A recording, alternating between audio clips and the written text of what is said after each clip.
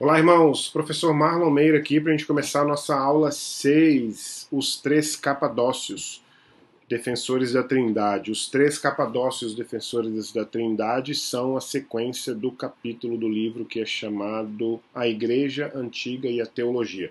Na aula passada a gente fez o item 1, o subitem 1, vamos dizer assim, desse capítulo 4, né? E hoje, portanto, a gente continua na sequência aqui, para começar o subitem que a gente numerou aqui como 19, que chama os três capadócios defensores da Trindade. Inclusive, concluir esse capítulo hoje, iniciando um dos subitens já do próximo capítulo. Estou tentando fazer 4 subitens desse aqui por aula, para a gente conseguir chegar até o nosso finalzinho lá em dezembro, nessa sequência aí, tá certo? Vamos orar, vamos conversar com Deus, vamos agradecer a Deus por essa nossa aula. Pai, obrigado em nome de Jesus, porque estamos mais uma vez começando uma classe, uma aula de escola bíblica dominical. Apesar da distância, apesar de ser a distância, nós te agradecemos e pedimos ao Senhor que o Senhor nos conduza e nos abençoe durante esse tempo. Essa é a nossa oração em nome de Jesus. Muito bem, pessoal, então vamos lá. A gente está falando aqui, como eu mencionei na aula anterior, esse capítulo 4, que é o capítulo chamado A Igreja Antiga e a Teologia, é o capítulo que a gente trata da quarta geração, né? A gente lembrando a primeira geração dos apóstolos, a segunda geração dos pais apostólicos, a terceira geração dos apologistas e a quarta geração dos teólogos, né? Para nós vai ser importante, obviamente, o fator teólogos aqui, porque afinal de contas esse período é um período em que os teólogos, as figuras mais importantes desse período estão trabalhando mais especificamente em termos de teologia, né? Por isso a gente chama essa quarta geração da geração dos teólogos. Mas é importante também a questão da era conciliar, né? Então a gente tem vários concílios aí, concílio de Constantinopla, o concílio de Nicéia a gente já viu na aula passada, né? O concílio de Éfeso, por exemplo. Então a gente tem uma série de concílios que são importantes nesse período. O século V, né? Quarto e quinto são séculos férteis aí no que diz respeito à confirmação das doutrinas ortodoxas, né? As doutrinas apostólicas. Lembrando sempre, desde o começo, lá nas primeiras aulas, que quando a gente fala em apostólico, aqui a gente está falando que tem a autoridade dos apóstolos, né? Por exemplo, os textos do Novo Testamento são apostólicos na medida em que eles foram escritos por aquela primeira geração que a gente chama dos apóstolos, né? Os ensinamentos deles são ensinamentos apostólicos. A sucessão que vem a partir deles a gente chama de sucessão apostólica. Aquilo que é ortodoxo, portanto, a gente pode também chamar de apostólico, né? Então é importante lembrar essa terminologia nesse sentido aqui. Independente de você conhecer essa terminologia de outra forma, né, ou talvez alguma igreja que você conheça usar essa terminologia de outra forma, para nós a palavra apostólico aqui significa que tem início lá na tradição dos apóstolos mesmo, né, dos seguidores de Jesus, aqueles que vieram com Jesus e imediatamente após Jesus, né? Então a gente tem hoje os três capadócios, você vai entender por que são três e por que são chamados de capadócios. Eles são importantes nesse período, né? Mas tem uma breve introdução para esse período, uma breve contextualização para esse subitem, que é a seguinte. Naquele período, os arianos, os macedônios, também chamados de pneumatômacos, a palavra pneumatômacos aqui tem a ver com espírito, subordinacionistas e monarquianistas, todos esses. Quem era ariano naquele período, né? Quem era subordinacionista e quem era monarquianista, todos esses negavam de alguma forma a divindade tanto do Filho quanto do Espírito. Né? Quando a gente fala macedônios, eram seguidores de uma figura, de uma personalidade chamada Macedônio. E pneumatômicos porque negavam a divindade do Espírito, né? Os subordinacionistas, a própria palavra já é sugestiva, porque subordinacionistas são aqueles que acreditam que havia uma subordinação do filho ao pai e também, num setor mais extremo ainda, uma subordinação do espírito ao filho, né? uma espécie de hierarquia bem clara. Né? E os monarquianistas eram aqueles que acreditavam que existia um Deus absolutamente único. Né? A ortodoxia diz que nós cremos em apenas um Deus, é lógico, né? Mas esse apenas um Deus, ele não é um Deus, ele é um Deus em três pessoas, né? Um Deus que um Deus com uma essência, a gente vai ver inclusive isso hoje sobre a questão da Trindade, uma essência com 3 pessoas, uma substância com 3 pessoas, mas a gente não pode tirar. Aliás, deixa eu começar diferente. Os monarquianistas achavam que dizer que havia 3 pessoas era um risco de politeísmo. E, portanto, como eles eram monarquianistas, a palavra mono significa um, arquia significa autoridade ou governo, então só havia um Deus. Né, a insistência no monoteísmo absoluto, né, na monarquia, no monarquianismo absoluto. Né. Sendo assim, todos eles negavam a divindade, seja do Filho, seja do Espírito, ou dos dois. Né. Isso é importante porque esse é o contexto do período. Havia alguns, não eram todos, é claro, os teólogos, mas havia alguns. Né. Por exemplo, o próprio Ário era um cristão, né, e, portanto, tinha uma série de percepções ortodoxas, mas tinha também percepções heterodoxas ou inovadoras e consideradas, né, cada coisa dessas ao seu tempo, considerada como uma heresia. Bom, os 3 capadócios quem são então? Os 3 capadócios são Basílio de Cesareia e o seu irmão Gregório de Nissa, que é o último aqui nessa lista. Basílio de Cesareia e Gregório de Nissa, que são irmãos, né? E o Gregório de Nazianzo também. Então são esses os chamados 3 capadócios. Né? Os 3 viviam ou atuaram na região da Capadócia e, portanto, e atuaram no mesmo período, são todos contemporâneos, todos eles, como 2 eram irmãos, aliás, eu disse que 2 eram irmãos, né? O Basílio de Cesareia e o Gregório de Nissa eram irmãos, mas o Gregório de Nazianzo era amigo em comum dos 2. Né? O Gregório de Nazianzo havia estudado, inclusive, havia tido uma formação intelectual e acadêmica junto com o Basílio de Cesareia. Né? Então os 3 eram não apenas contemporâneos, também não apenas conterrâneos, mas, bom, conterrâneos em termos da Capadócia, né? Mas também eram todos amigos em comum, e todos os 3 eram ortodoxos o suficiente para defender as suas posições, mais especificamente no nosso caso aqui, as posições da Trindade. Né? Bom, os 3 capadócios diziam que as pessoas da Trindade eram co-iguais, co-eternas e co-essenciais. Ou seja, elas eram iguais as 3, elas tinham uma igualdade, uma co-igualdade, né? Elas eram eternas todas as 3. Isso aqui é importante lembrar que aqui a gente está falando só aqui, ó, definição da Trindade por meio da linguagem. Esse é um período e um trecho aqui da nossa aula em que a linguagem é muito mais importante do que qualquer outra coisa, porque aliás, a linguagem sempre é importante, mas a linguagem era importante nesse período porque se você dissesse, por exemplo, eu não estou lembrando agora de nenhuma palavra específica, mas uma palavra qualquer que você pudesse dizer que transformasse o filho, por exemplo, em subordinado ao pai. Isso levava a uma heresia, levava a um problema, né, um problema doutrinário, um problema teológico, e, portanto, a linguagem tinha que ser muito clara. Mas havia uma questão muito importante também, que, assim, às vezes você pensa, por que será que havia tanto problema com a linguagem? É porque você está falando aqui, você está falando aqui de uma igreja que está separada em Ocidente e Oriente. Né? Essa igreja que está separada em Ocidente e Oriente tem, no Ocidente, fala latina. Deixa eu colocar isso aqui em letra maiúscula. Ocidente e Oriente. E você tem no... Aqui eu posso colocar em letra minúscula. Você tem a língua latina aqui e a língua grega aqui. Certo? Então aí você tem essa distinção. Só que essa distinção causa sérios problemas. Eu não sei se você tem a experiência de falar 2 idiomas, mas para aquelas pessoas que têm a experiência de falar 2 idiomas, sabem muito bem que traduções podem causar problemas. Né? Então, se você tem uma expressão, uma tradução que às vezes não faz sentido. Você tem, eu, por exemplo, que falo inglês, às vezes eu tenho... eu estou trabalhando, pensando em palavras ou em conceitos que não fazem sentido em português. Às vezes eu preciso de mais de uma palavra para dizer uma palavra apenas. Preciso de mais palavras em português para dizer uma palavra apenas em inglês, ou o contrário, né? Então essas dificuldades de linguagem, elas estavam também muito, muito ligadas à questão... É claro que elas estavam ligadas àquilo que as pessoas acreditavam, né?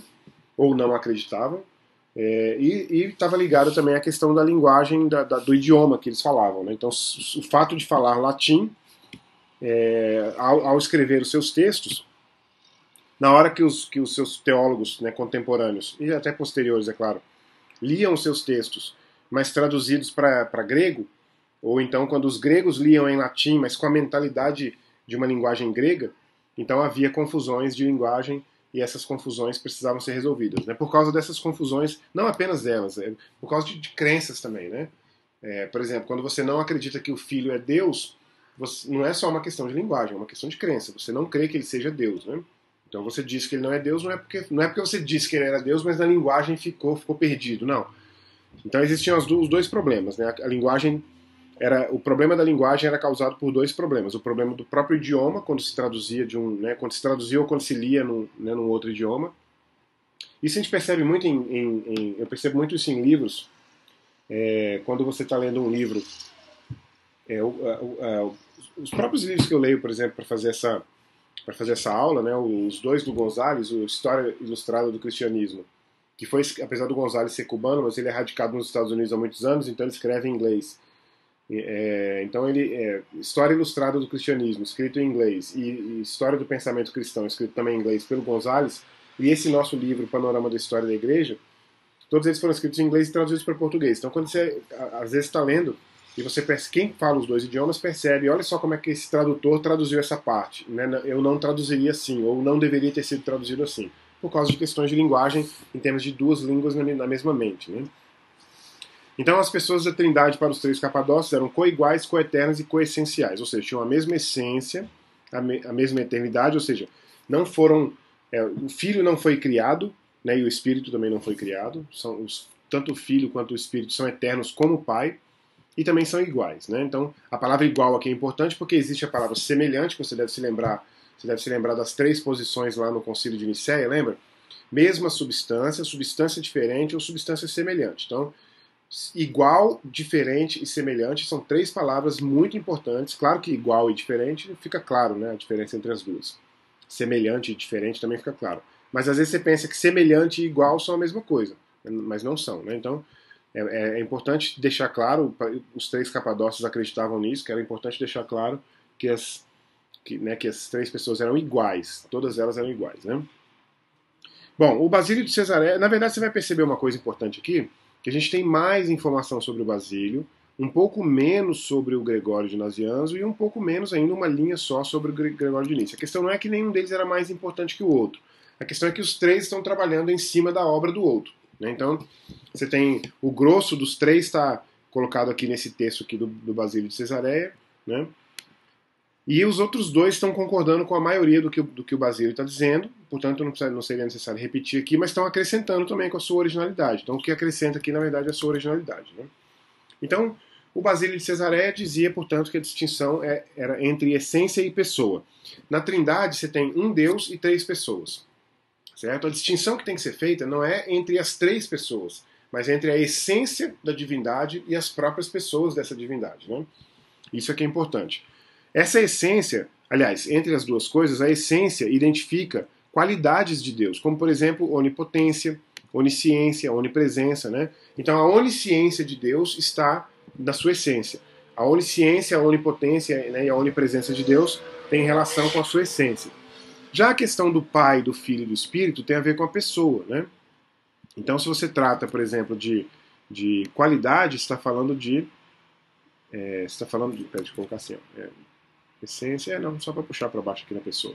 Então, em relação à pessoa, claro, você tinha as três pessoas da Trindade, portanto, o Pai, o Filho e o Espírito. Eu coloquei de propósito nessa ordem aqui, não sei se eu escrevi isso aqui em algum lugar, mas deixa eu só ver aqui. Não, escrevi não. Eu coloquei de propósito isso aqui, essa ordem, Espírito, Filho e Pai, por duas razões. Primeiro, porque eu queria, né, te provocar intelectualmente para tirar aquela ordem Pai, Filho e Espírito Santo. Né? Inclusive do rito famoso, né? Em nome do Pai, do Filho, do rito não, esqueci o nome que a gente dá agora.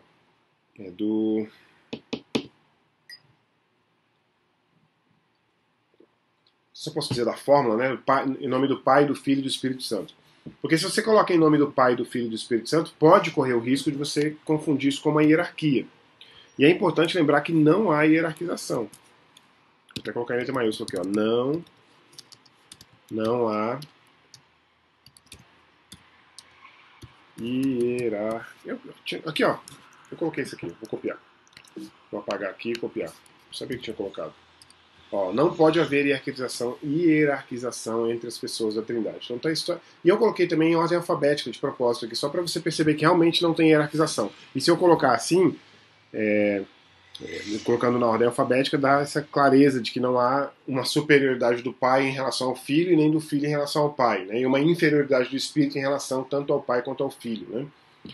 Talvez você pudesse pensar que o espírito é menos inferior ao filho do que ao pai, ele é mais inferior ao pai. Não tem isso, não tem essa ordem de cima para baixo, né? Pai, filho e espírito, né? Isso não existe.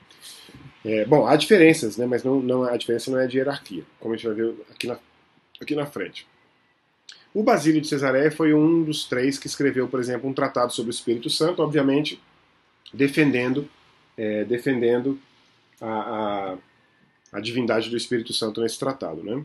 O Gregório de Nazianzo acrescenta ao pensamento dos três, na verdade, não apenas ao pensamento do Basílio, mas aos três, a ideia da distinção das pessoas tem a ver com relacionamento. Né? Então a distinção das pessoas é um relacionamento entre elas próprias, né? Por exemplo, o pai é diferente do filho, não em termos de poder, ou de hierarquia, ou de soberania, mas o pai é idêntico ao filho, mas tem a diferença entre que você não pode dizer, por exemplo, que o filho também é pai, porque o filho não é pai, o filho é filho, e o pai é pai, o espírito é espírito, né? O espírito não é filho. Então, nessa questão de relação entre um e outro, há uma distinção, né? Pai e filho não são a mesma coisa, né? Então é nesse sentido que há uma distinção. Mas ele também deixa claro que o amor e a comunicação estão eternas entre as pessoas da Trindade. Eu me lembro uma vez que eu li um texto, se eu não me engano foi o Ravi Zacarias. Eu li um texto, ou assisti a um vídeo, alguma coisa assim. Foi num contexto de apologética cristã, né? E dizia, por exemplo, que Alá era um Deus que não tinha aprendido a amar e nem a se relacionar, a se comunicar, antes da criação.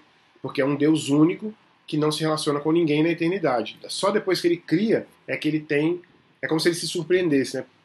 Tipo assim, nossa, criei um ser humano que agora eu tenho que aprender a amar, inclusive, né? Por que esse risco não haveria no cristianismo? Porque o Pai, o Filho e o Espírito já se amam e se relacionam, né, através de toda a eternidade. Né? Se você ler, por exemplo, Efésios 1, de 1 a 14, eu coloquei pra gente ler aqui, você vai ver. Falando nisso, eu tenho que falar sobre isso aqui depois. Ó. Deixa eu escrever isso aqui. Frequência, eu escrevi aqui embaixo na frequência, que na hora que eu estiver acabando eu lembro de falar.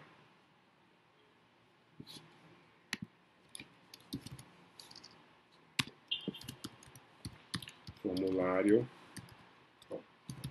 de frequência. Então, a gente tem aqui em Efésios 1, de 1 a 14, que eu separei para a gente ler, a gente tem o seguinte: Paulo, apóstolo de Cristo, deixa eu aumentar isso aqui um pouco, a gente consegue ler melhor. Paulo, apóstolo de Cristo Jesus, por vontade de Deus, aos santos que vivem em Éfeso e fiéis em Cristo Jesus, graça a vós outros e paz da parte de Deus, nosso Pai e do Senhor Jesus Cristo. Aí vem a bênção de Deus em Cristo, autor da nossa redenção. Aqui esse texto vai dar para você a dimensão da diferença entre as três pessoas da Trindade, né? Bendito o Deus e Pai do nosso Senhor Jesus Cristo, que nos tem abençoado com toda sorte de bênção espiritual nas regiões celestiais em Cristo. Assim como nos escolheu, ou seja, começa a diferença de função aqui, né? A gente estava olhando aqui que a diferença aliás, eu devia ter colocado isso aqui, né? Porque Gregório de Nícia acrescenta a ideia da distinção não em essência, mas em função, né? E é exatamente aqui, ó. Não pode haver hierarquização, não há uma das pessoas que seja superior ou inferior à outra. E a diferença entre elas não é de superioridade ou inferioridade, ou soberania ou poder, mas é de relação, como diz, por exemplo, o Gregório de Nazianzo, né? E também de função, como está colocando aqui o Gregório de Nícia, né? E a questão da função fica clara nesse texto em Efésios, né? Então aqui, ó, Deus, o Pai nos escolhe, né? Assim como nos escolheu nele antes da fundação do mundo para sermos santos e irrepreensíveis perante ele. E em amor nos predestinou, mais uma função, para ele, para a adoção de seus filhos por meio de Jesus Cristo. Então a outra função de Jesus aqui entrando, segundo o beneplácito da sua vontade, para o louvor da glória de sua graça, que ele nos concedeu gratuitamente no amado, no qual temos a redenção. Ó, então a redenção está no amado, no Filho, pelo seu sangue, a remissão dos pecados segundo a riqueza da sua graça, que Deus derramou abundantemente sobre nós em toda sabedoria e prudência, desvendando-nos o mistério da sua vontade, segundo o seu beneplácito que propusera em Cristo, de fazer convergir nele, na dispensação da plenitude dos tempos, aquilo que a gente vê lá em Gálatas 4, né? Todas as coisas, tanto no céu, tanto as do céu como as da terra. Nele, digo, no qual fomos também feitos herança, predestinados segundo o propósito daquele que faz todas as coisas conforme o conselho da sua vontade, a fim de sermos para louvor da sua glória, nós, os que de antemão esperamos em Cristo, em quem também vós, depois que ouvistes a palavra da verdade, o evangelho da nossa salvação, tendo nele também crido, fostes selados com o Espírito da promessa, ou seja, está aí uma função do Espírito, o qual é o penhor da nossa herança, até ao resgate da sua propriedade em louvor da sua glória. Então é um texto, entre outros, é claro, na Bíblia, que apresenta bem claramente essa distinção em termos de função, né? E essa linguagem e essas propostas dos três capadócios foram a vitória final no Concílio de Constantinopla, que obviamente é o concílio que bom, eu não vou dizer que define porque houve controvérsias posteriores, mas toda vez que há controvérsias posteriores se retorna, em termos de ortodoxia, ao Concílio de Constantinopla para a definição das questões da Trindade, certo? Então esse é, portanto, o nosso subitem aí dos três capadócios, né? Daí a gente passa para uma outra característica cristológica, né, para outra característica doutrinária, que foi também resolvida no período conciliar, que é a definição da doutrina do Deus-Homem, né? Que é algo muito difícil de definir. Isso aí é algo interessante de a gente sempre lembrar. O Agostinho de Hipona, que a gente vai ver daqui a pouco, menciona isso sem nenhuma dificuldade. Eu acho isso fundamental, que nós temos uma mente limitada e que nós não vamos compreender tudo. E que o máximo que a gente consegue compreender é, né, tal proporção para cada pessoa, né? E a proporção, obviamente, que Deus permite que a gente compreenda. Mas essa dificuldade de definição não quer dizer que seja impossível de definição, a definição, só quer dizer que seja difícil, né? Às vezes há coisas impossíveis e há coisas difíceis, né? Então você fica com aquela pergunta, né? Será que Jesus era mais Deus do que homem? Se ele tivesse que ser alguma coisa a mais do que a outra, né? Muito provavelmente a gente ia dizer que ele era mais Deus do que homem, né? Você teve as três possibilidades durante a história, né? Você teve o docetismo. No docetismo, Jesus não é Deus. Né? 100%, aliás, desculpa, não é homem. Né? Ele é uma imagem fantasmagórica e tal. Ele não existe como homem, né? Porque o docetismo parte do pressuposto dualista de que o bem não pode se associar ao mal, né? Você tem como é o nome daquela heresia? Ebionismo, né? O ebionismo,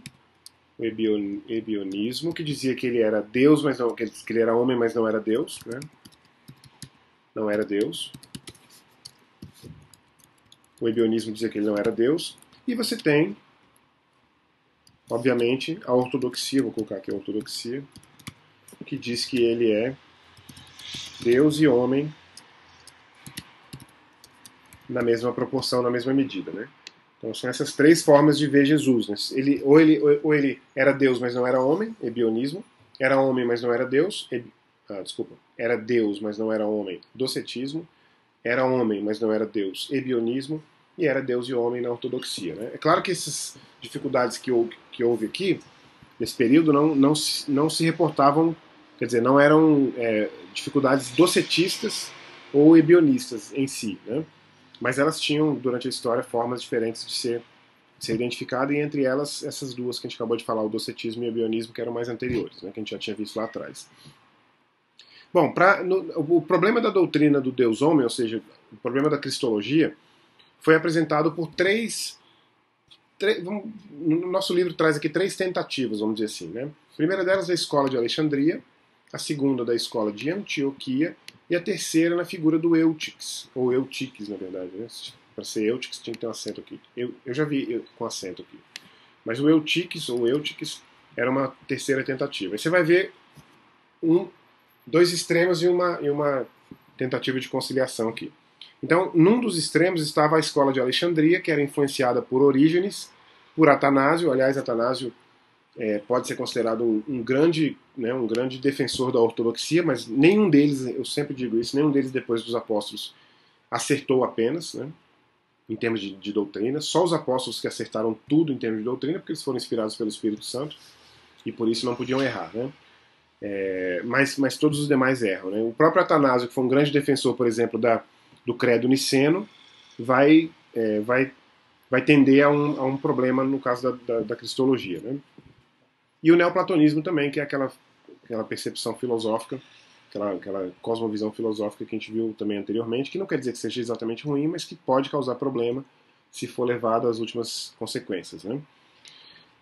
Essa escola tendia a elevar a divindade mais do que a humanidade, né? E essa elevação da divindade mais do que a humanidade levou a uma heresia chamada apolinarismo, que foi de responsabilidade de uma figura chamada Apolinário, que nasce em 310 e morre em 390, que apresenta entre outras coisas, apresenta Jesus como tendo uma alma suplantada pelo Logos, ou seja, o ser humano, 100% ser humano, tem uma alma.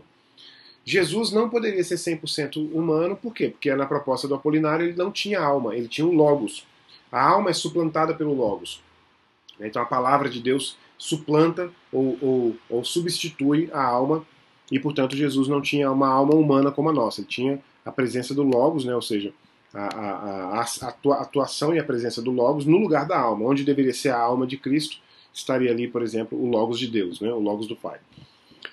Essa heresia foi condenada no Concílio de Constantinopla em 381 e, portanto, não havia mais, se alguém fosse aceitar a ortodoxia do Concílio de Constantinopla, não haveria mais por que alguém pensar que Jesus era mais Deus do que homem, né? Isso seria um dos extremos. Em termos do outro extremo, a gente teria a escola de Antioquia, que era influenciada pelo Aristóteles. Numa outra ocasião, se você assistir comigo aulas de História do Pensamento Cristão, se você quiser assistir, eu tenho um curso de História do Pensamento Cristão que está em andamento, mas você pode comprar as aulas separadas. Você pode comprar o curso todo para assistir as aulas, né? Porque eu estou fazendo ele ao vivo. Comecei ele há uns 2 meses atrás e vou terminar daqui a uns 2 meses ainda.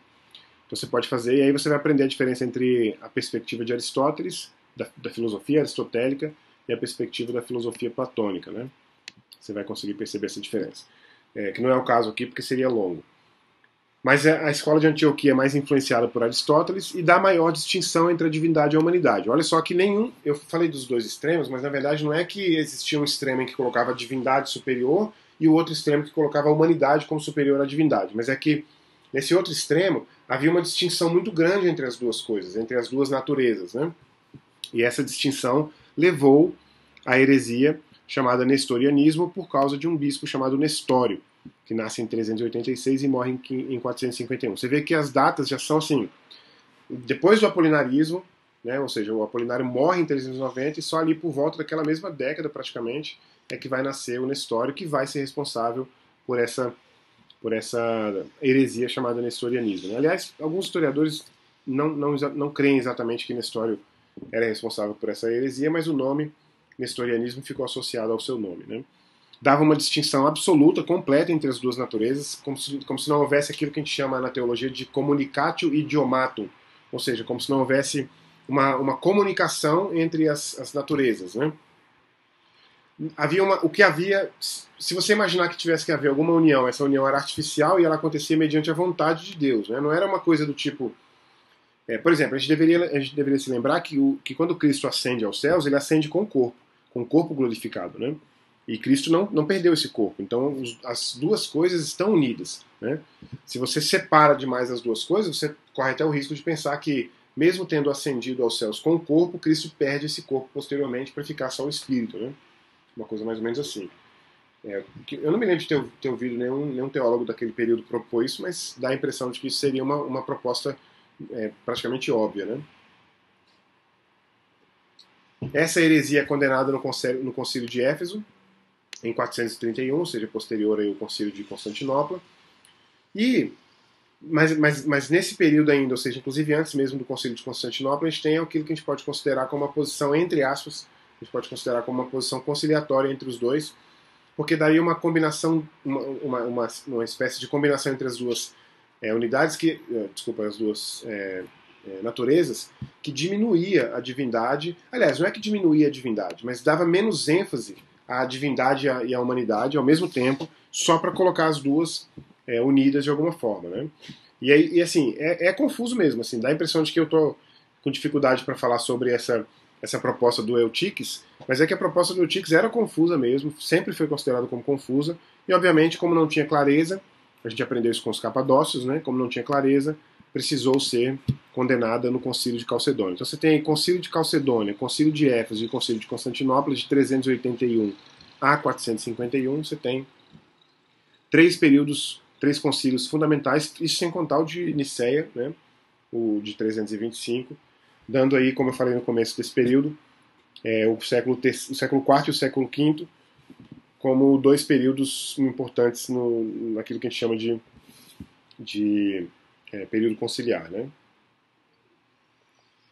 O Concílio de Calcedônia define Jesus como Deus e homem em uma pessoa apenas, ou seja, são duas naturezas em apenas uma essência, é o contrário da Trindade, né? Três pessoas em uma essência, aqui duas essências em uma pessoa. E as naturezas são inconfundíveis, imutáveis, indivisíveis e inseparáveis. E aí você justifica isso, inclusive, com o fato de que Jesus ascende aos céus com um corpo glorificado. Né? E, obviamente, essa unidade, essas duas naturezas estão unidas de forma milagrosa. E aqui é importante lembrar que não é uma incapacidade desses teólogos do período, né, de definir essa linguagem, mas é uma percepção, talvez até direcionada pelo Espírito Santo, eu acredito, uma percepção de que essa união ela é milagrosa, ela não é uma união que possa ser descrita de maneira humanamente perfeita, né, humanamente completa. Né? Ela precisa de... É preciso lembrar o aspecto milagroso, né, vamos dizer assim, miraculoso dessa união, que obviamente não tem dúvida que é, né, milagrosa mesmo. Né? Então esse é, portanto, o subitem chamado a definição da doutrina do Deus-Homem. Né? E a gente passa agora para, eu diria que, eu sempre digo isso, é até uma certa angústia, né, do historiador dar uma aula de Agostinho de Hipona em 15 minutos. Né? A gente está aí com 32 minutos de aula mais ou menos, e a gente já viu dois itens, cada um com 15 minutos, que é o que eu tenho tentado fazer, e Agostinho entra agora com 15 minutos, talvez uns 20, por causa do próximo, que é um pouco mais curto. E também porque é difícil falar do Agostinho em menos tempo, né? Mas a ideia é a seguinte, o Agostinho ele pode ser considerado como, dependendo da sua percepção teológica, dependendo da sua... Principalmente os calvinistas vão dizer isso, né? Mas ele pode ser considerado como a figura mais importante da história da Igreja, depois, óbvio, do próprio Jesus Cristo, depois, óbvio, dos próprios apóstolos, né? Então, eles são posições indiscutíveis que a gente não precisa nem colocar na disputa, né? Mas fora as figuras dos apóstolos e, né, do próprio Jesus, Agostinho pode ser considerado como a figura mais importante da história da Igreja, ao lado de Tomás de Aquino. Isso se você tiver uma perspectiva mais aristotélica ou tomista. A palavra tomista aí vem de Tomás de Aquino. Se você for católico também, você provavelmente vai considerar o Tomás de Aquino como uma figura mais importante do que o Agostinho, mas as duas são realmente muito importantes. Eu, por exemplo, apesar de não ser calvinista, eu considero o Agostinho como uma figura mais importante na história da Igreja. Bom, o Agostinho ele nasce filho de uma mulher cristã chamada Mônica e de um pai pagão chamado Patrício. Ele nasce em 354, ele nasce no norte da África, portanto ele é africano. E aliás, quando você ouvir qualquer tipo de acusação de que o cristianismo é preconceituoso ou racista, ou enfim, qualquer coisa desse tipo, é só você dizer, poxa, mas uma das figuras mais importantes na história do cristianismo era um africano, né? Aí você já poderia ajudar essa pessoa a compreender que o cristianismo não é necessariamente... Aliás, o cristianismo não pode ser considerado como racista, né? O que pode ser considerado como racista é uma pessoa, uma figura qualquer, né?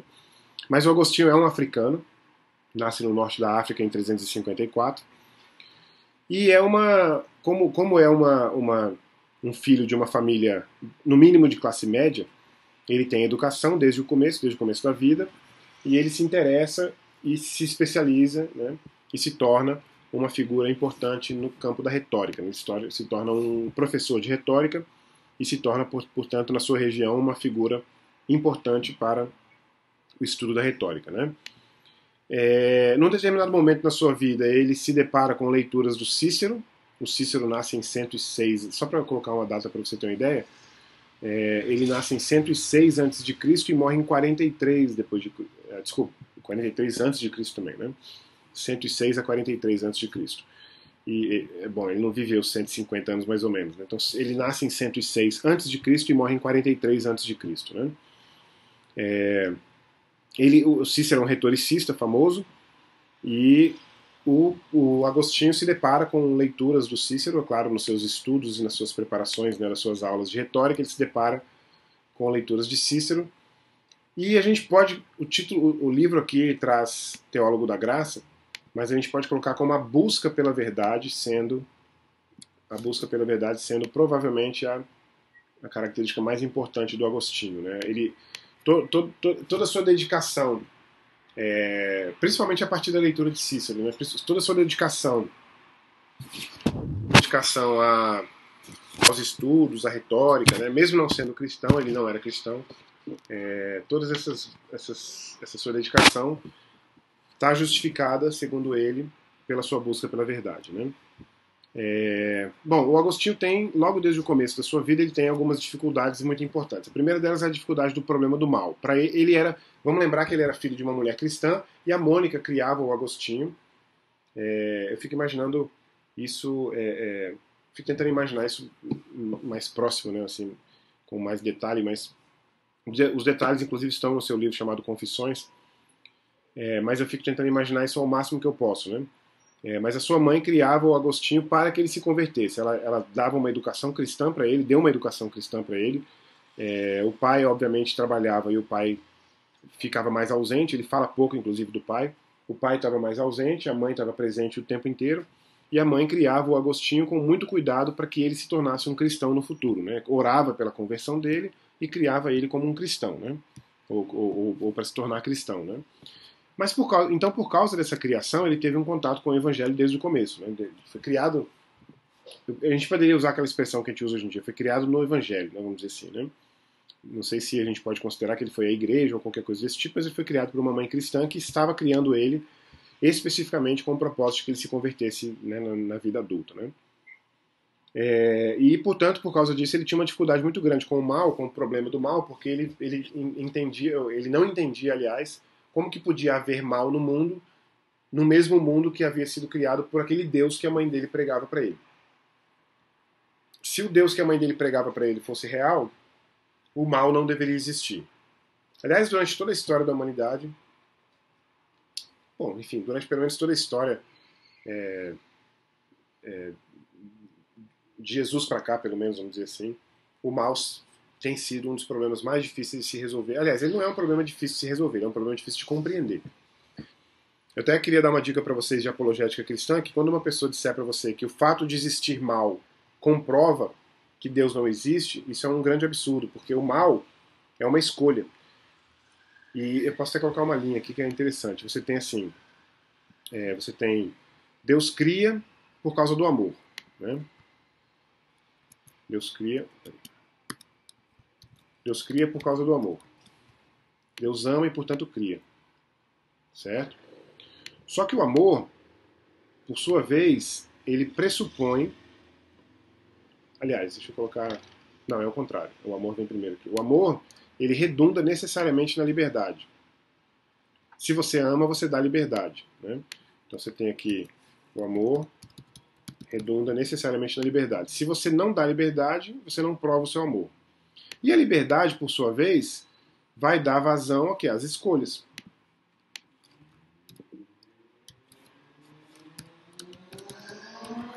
É a escolha. Só que a escolha, já por sua vez aqui mais uma vez, a escolha vai dar vazão aqui, vamos dizer assim, vai originar vai redundar, seja em acerto ou erro.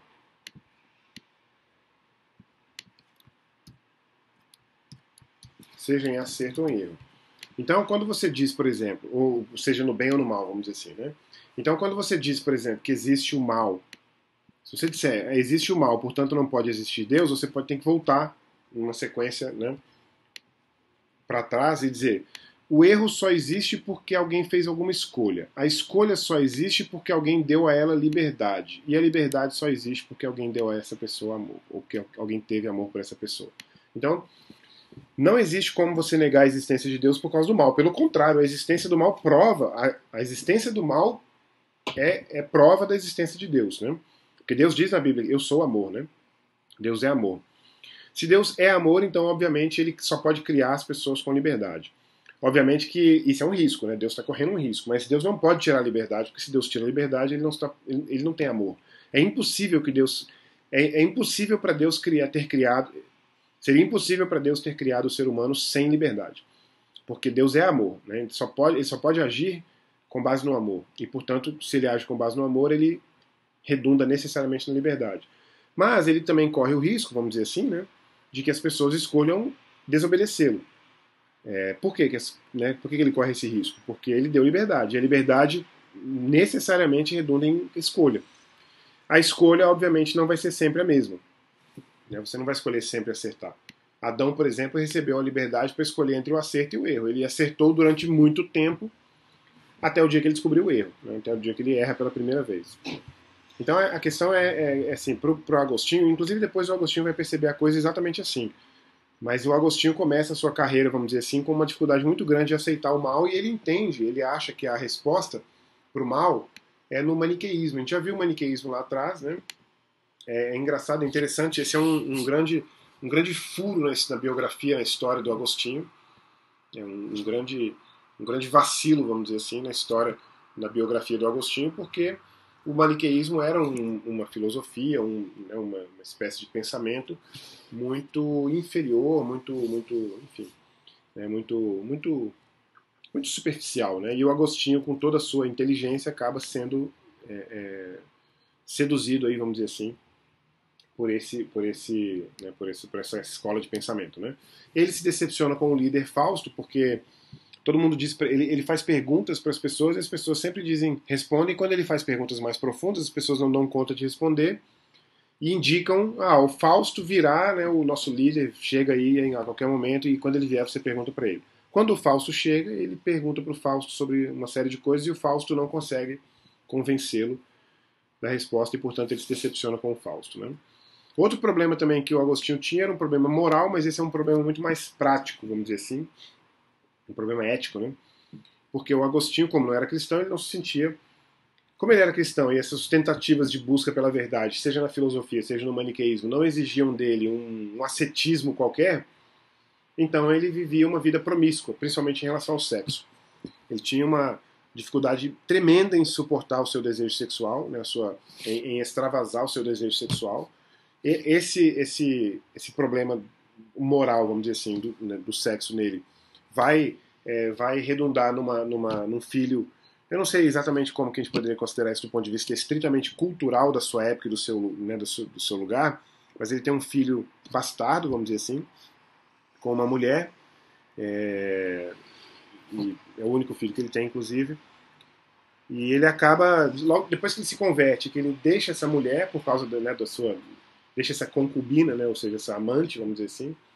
Como eu disse, eu não sei exatamente qual é o contexto cultural para saber por que essa mulher era uma amante. Né? Talvez ela fosse casada. Se bem que é estranho dizer isso, porque quando ele sai do norte da África e vai para. Quando ele sai eu acho que ele está em Tagaste nessa época, uma cidade chamada Tagaste. Quando ele sai de Tagaste e vai para Roma, essa mulher vai com ele. Né? Então não daria para pensar que essa mulher era casada. Né? Mas enfim, é difícil saber. Bom, não deve ser difícil saber. Eu que não sei de fato qual é o contexto cultural que diz que essa mulher é realmente uma amante dele, uma concubina, e portanto ele tem essa vida promíscua. Ele tem esse problema, né, durante algum tempo. Né? Ele não consegue resolver esse problema até se converter.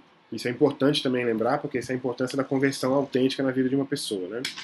Inclusive há uma controvérsia sobre a conversão do Agostinho, mas isso ajuda a resolver um pouco dessa controvérsia, né? Agostinho também tinha um desejo muito grande pela fama acadêmica, na sua atuação como professor de retórica, e por causa disso ele muda para Roma, onde mais, né? Ele muda para Roma para dar aula, e ele tem um problema em Roma que os seus alunos não pagavam ele de forma adequada.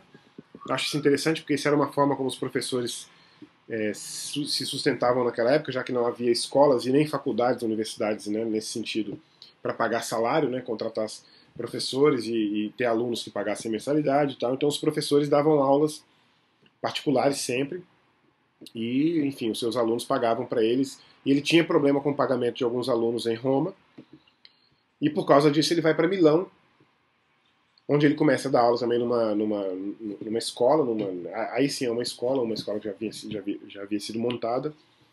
Mas ele fica sabendo que em Milão existe um bispo chamado Ambrósio, e ele fica sabendo que esse Ambrósio é um bispo de uma grande capacidade retórica, assim, um excelente retoricista, né, com uma retórica muito boa.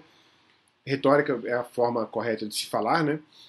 Então o Ambrósio tinha uma capacidade muito grande em retórica, e o Agostinho passa a frequentar a igreja de Milão para assistir às homilias, enfim, às missas, né?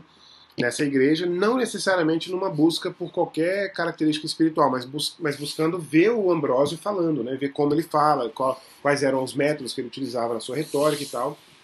Só que, então, ele começa a frequentar essa igreja pela forma como o Ambrósio se comunicava. Mas logo depois, ele, movido pelo Espírito, eu tenho certeza, ele começa a se preocupar muito mais com o conteúdo do que com a forma. E por isso ele acaba sendo confrontado constantemente com a sua fé, né?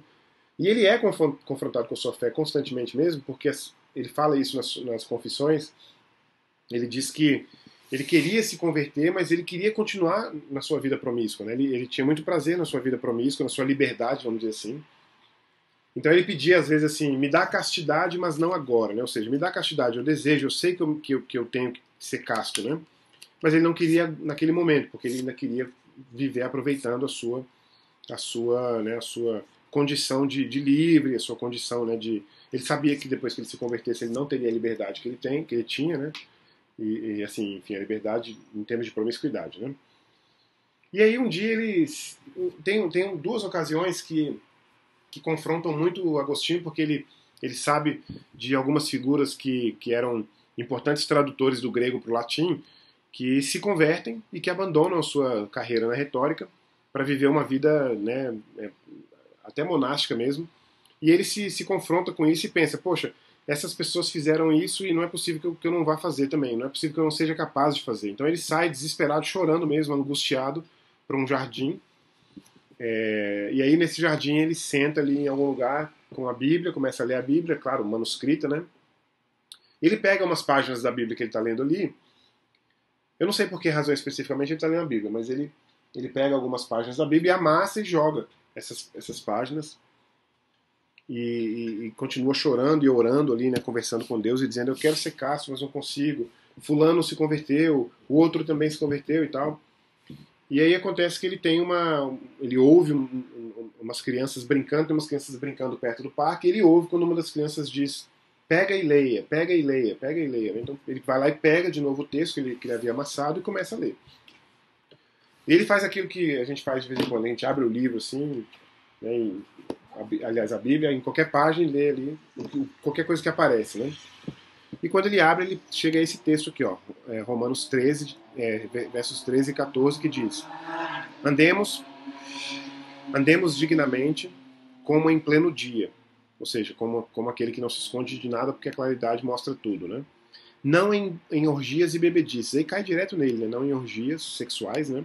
E bebedices, não em impudicícias e dissoluções, não em contendas e ciúmes, mas revestivos do Senhor Jesus Cristo e nada disponhais para a carne no tocante às suas concupiscências. E aí, nesse momento, ele não tem dúvida, ele entende que Deus, que o Espírito Santo está conduzindo ele a uma conversão definitiva e ele se converte nesse momento, né? É claro que depois desse momento da conversão ele passa por um período de transição, um período de... Ele abandona a sua carreira como retoricista, como professor de retórica, ele procura se reunir com um grupo de cristãos especificamente para discutir teologia, para discutir, né, pensamento cristão, e, enfim, doutrina e tal, a Bíblia, né? E volta abandona sua concubina, né? E com seu filho e a sua mãe, ele volta para o norte da África. A mãe acaba morrendo um pouco antes deles saírem de Roma. Eles estão ali mesmo no porto, já na época da saída de Roma, a mãe morre. E ele ainda fica ali por mais alguns meses e tal, para ajeitar a sua viagem. Depois, quando ele volta ele volta para o norte da África, para sua cidade natal, ele se reúne, ele vende as suas riquezas, né? Com certeza nessa época ele já tinha perdido o pai, e portanto ele tinha sua herança, e quando a sua mãe morre também, ele não precisa mais dividir sua herança com a mãe, então ele vende a sua riqueza, a sua herança, né? Divide a sua herança com os pobres, fica com uma parte suficiente para ele se sustentar com o filho, num retiro, num lugar retirado espiritualmente, e passa aí a dedicar sua vida, né, ao Evangelho. Só que ele vai a Hipona para chamar um amigo, ele vai a Hipona para convidar um amigo para participar desse retiro com ele. E nessa ida a Hipona, ele acaba sendo convencido a se tornar bispo de Hipona, né?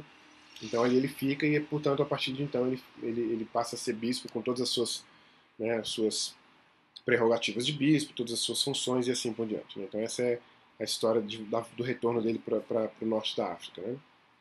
Hipona é no norte da África também. Bom, esse é um esboço biográfico da vida do Agostinho, né?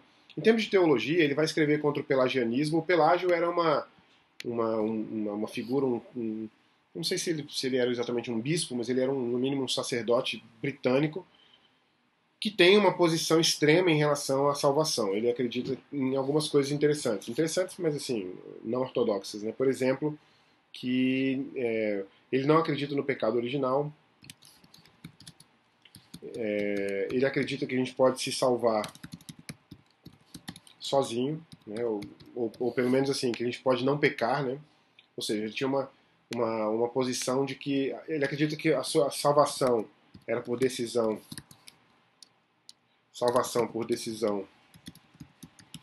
individual, né? E isso incomodou muito o Agostinho, e o Agostinho começa a desenvolver suas doutrinas da eleição e da predestinação em cima dessas respostas contra o pelagianismo, né? Contra as ideias do Pelágio, né? Para o Agostinho, Deus, na verdade, para o Agostinho, a teologia do Agostinho diz que todas as pessoas fazem parte de uma massa de pecadores. Todo mundo é pecador.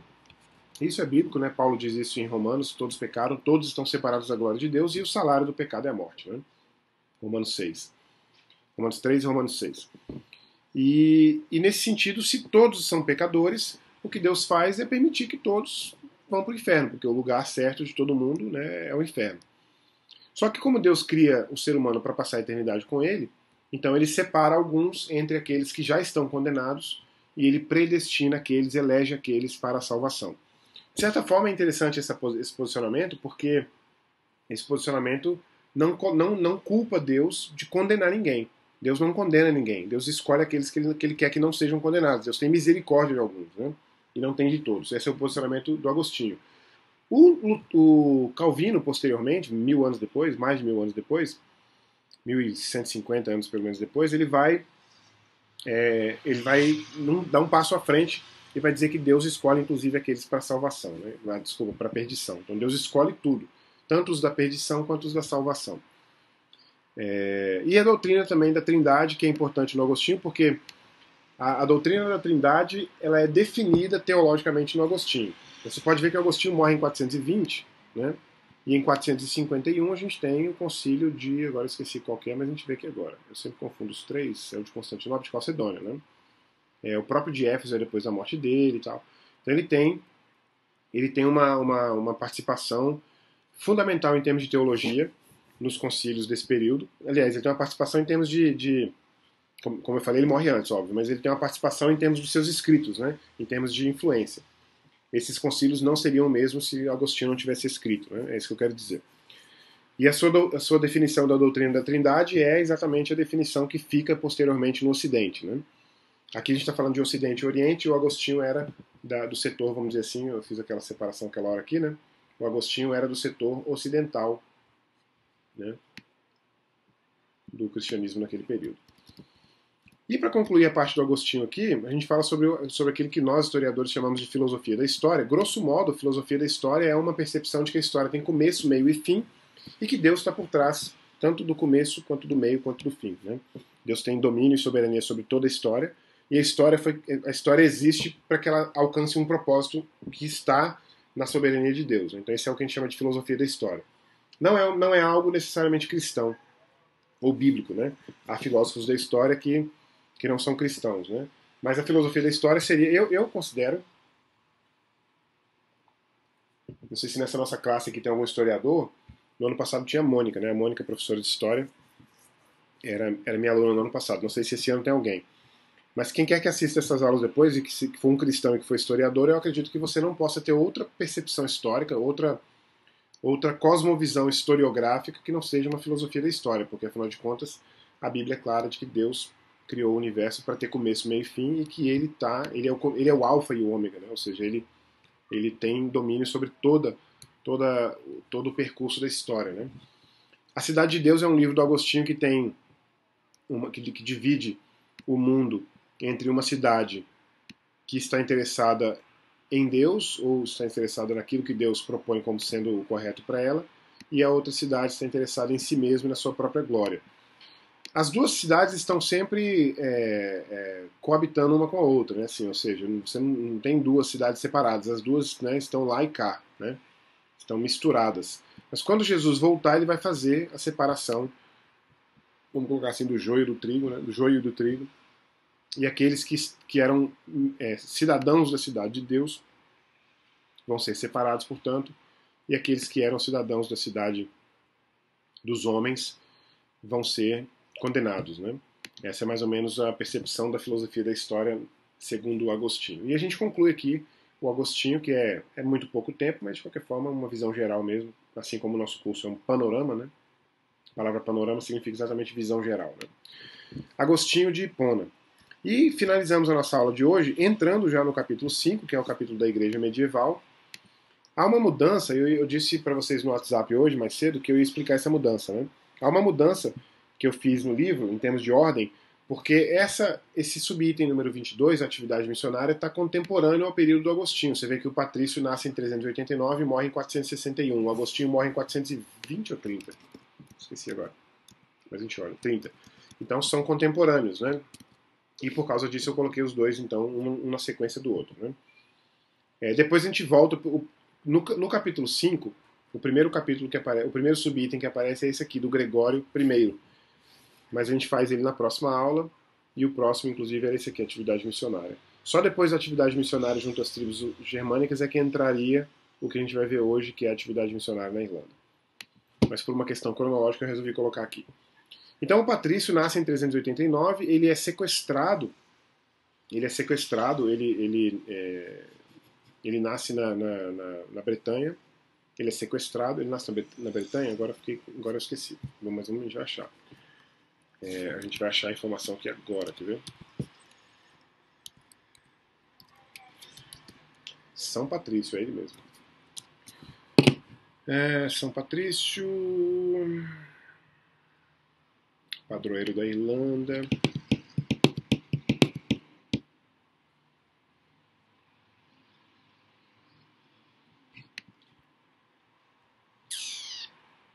País de Gales, o que hoje seria País de Gales, né?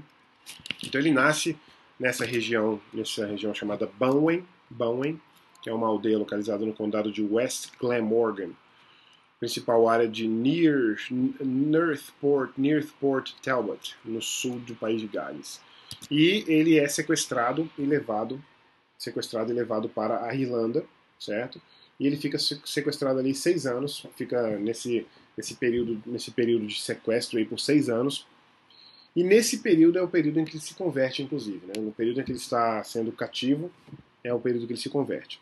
Nesse período que ele se converte, ele consegue fugir para a Bretanha, 6 anos após o sequestro, consegue fugir para a Bretanha, e depois de trabalhar, depois de tentar viver uma vida normal, aliás, eu quero crer, se eu não me lembro mal, eu quero crer que a Bretanha era a região onde ele nasce. Né? A Bretanha é aquela região toda, né, chamada Grã-Bretanha, né? Hoje tem a diferença da Grã-Bretanha porque nem todos os países pertencem a essa região da Grã-Bretanha, né? Mas enfim. Aquela ilha que fica fora no extremo noroeste do continente europeu, né? Então ele foge para a Bretanha, passa um período, portanto, lá tentando retomar sua vida, mas ele recebe um chamado do Senhor, com que do Senhor aqui, para você não pensar que foi um chamado de alguém, né? Mas ele recebe um chamado de Deus para voltar à Irlanda, ou seja, o lugar onde ele havia sido sequestrado, para voltar à Irlanda e pregar o evangelho como missionário. Né? E como missionário ele tem, portanto, estima-se que ele tenha tenha tido um sucesso aproximado de cerca de 100 mil conversões ali no seu período em que ele é missionário na Irlanda. Né? Ele é precursor de uma figura chamada Columba, que vai nascer aí, ó, menos de 100 anos depois da morte dele, né? 40, 60, 62 anos depois da sua morte, mas enfim, que vai atuar anos depois, inclusive, como missionário à Bretanha, né? Ou seja, de volta à Bretanha, tudo isso aqui na região da Bretanha. Região essa, inclusive, que havia sido abandonada pelo Império Romano por causa da dificuldade de proteção da região e quando essa região é abandonada pelo Império Romano, é a igreja cristã que assume ali a sua figura de líder, né? De liderança. Isso é importante também para a história do cristianismo. Mas o Columba vai ser um missionário à Bretanha e a Escócia, a região, todas as regiões ali na Bretanha, na região das ilhas britânicas, né, do lado de fora, no noroeste da Europa. E, portanto, essa tradição de evangelismo nessa região começa com o patrício por volta de 389 a 461. Por volta de 400, né, com certeza. De 400 em diante. Certo? Então esse é o subitem número 22, atividade missionária na Irlanda, que conclui a nossa aula de hoje, do dia 6/9, aula número 6, para a gente passar na próxima aula para a aula número 7. Eu coloquei aqui para eu lembrar depois, eu quero que vocês façam o favor, a gentileza, de preencherem o formulário chamado Lista de Frequência número 2, Panorama da História da Igreja. Então você colocar o seu e-mail, seu nome e responde para mim aí quais dessas aulas você participou, mesmo que não tenha sido no dia que ela foi dada. Por exemplo, se você tiver assistido a aula número 5, mas não tiver sido no domingo passado, anota para mim aí, marca ela que você assistiu, você pode marcar mais de uma, todas, é claro. Até a hora que eu comecei essa aula, apenas uma pessoa havia respondido e ela tinha marcado todas. E se você quiser, você coloca aí os motivos da falta, por exemplo, por que você não tem assistido? Não tem tido tempo, não tem gostado das aulas, não tem conseguido entender, né? Isso ajuda a gente a criar um curso melhor e ajuda a gente a ajudar você também, né? De repente você não está entendendo e eu posso fazer alguma coisa para te ajudar. E você pode fazer um comentário sobre as aulas também, que também vai nos ajudar a construir um panorama da história da igreja melhor para as próximas ofertas, né? Foi essa então a nossa aula número 6. No próximo domingo, dia 13, se Deus quiser, estaremos com a aula número 7 e vamos encerrar com uma oração. Obrigado, Senhor, porque o Senhor nos acompanhou durante esse dia de hoje nessa aula. Eu te peço, em nome de Jesus, que o Senhor abençoe os meus alunos, dando a eles sabedoria, capacidade de compreensão, para que eles aprendam, Pai, aquilo que aconteceu durante a história da sua promessa de estar conosco todos os dias através dos séculos, Pai. Te peço que o Senhor receba o culto que prestaremos ao Senhor logo mais, e te peço que o Senhor nos abençoe nesse tempo de pandemia, para que a gente volte às nossas atividades presenciais na igreja, para que a gente tenha a oportunidade, Senhor, de voltar a nos reunirmos pessoalmente na igreja, que é algo que é fundamental para a vida humana, e eu te peço que o Senhor nos abençoe nesse sentido. Em nome de Jesus, amém. Obrigado então, pessoal, e até a próxima.